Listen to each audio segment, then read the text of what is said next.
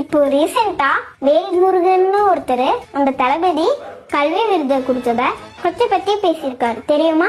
அவர் என்ன சொல்லியிருக்காருன்னா, ஒரு வயசு பொண்ணை கூட்டு போறான், நாளைக்கு ஒரு 3 மாசம் கழிச்சு +2 முடிச்சு டிகிரி முடிச்சு போய் கல்லூரி பெண்களை கூட்டு போறான். அறிவு வேணும் தமிழனுக்கு. பெத்து வளர்த்து ஒரு ஆளாக்கிய பெண்ணு நாளைக்கு மாற்றான் மனைவியாக வாழ வேண்டிய ஒரு பெண்ணு சினிமா கூத்தாடி பையனை கட்டி பிடிச்சு கொடுக்கறது அனுமதிக்கிற எந்த நடிகனுக்கு செய்யறது? இது என்ன ஈன பிறவி? தமிழுடைய பிறவியா இது?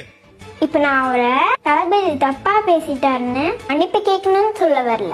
அரசியல்னு வந்துட்டா நம்ம இதெல்லாம் கடந்துதான் போகணும். ஆனா அவரு யூஸ் பண்ணிருக்க வார்த்தையெல்லாம் காது கொடுத்து கூட கேட்க முடியல. எப்படி ஒரு கட்சி தலைவர், ஒரு சட்டமன்ற உறுப்பினர், ஒரு பொது வெளியே இவ்வளோ ஆபாசமா பேச முடியும்? நல்லா படிச்சு நல்ல மார்க் எடுத்த பிள்ளைங்களை கூப்பிட்டு மோட்டிவேட் பண்ணி இன்னும் நல்லா படிங்கன்னு சொல்லி கூட ஒரு போட்டோ எடுத்து மோட்டிவேட் பண்ணி அனுப்பியிருக்காங்க.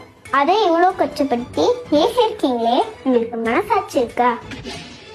தளபதியை பார்க்க கூட்டிட்டு போன பேரண்ட்ஸை பார்த்து தமிழன்னா அப்படின்னு கேட்டது மட்டும் இல்லாம ஒரு ஆபாச வார்த்தைகளை சொல்லி விட்டுறீங்களே.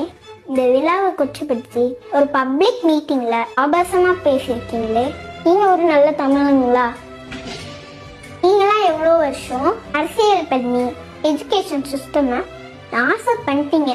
அதை மாத்துறதுக்கு ஒருத்தர் வந்திருக்காரு, அது உங்களுக்கு பிரச்சனை. உடனே தமிழனா தெலுங்கனா கதற ஆரம்பிச்சிட்டீங்க. இதெல்லாம் இவ்வளவு வருஷமா அரசியல் பண்ணிட்டு இருக்க நீங்க பண்ணிருக்கணும். நீங்க மன்னிப்பெல்லாம் ஒன்னும் கேட்க வேணாம்.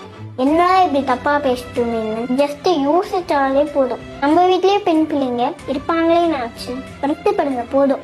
எங்க தளபதி அரசியல் எப்பவுமே டீசென்ட் அப்ரோச், டீசென்ட் அட்டாக்.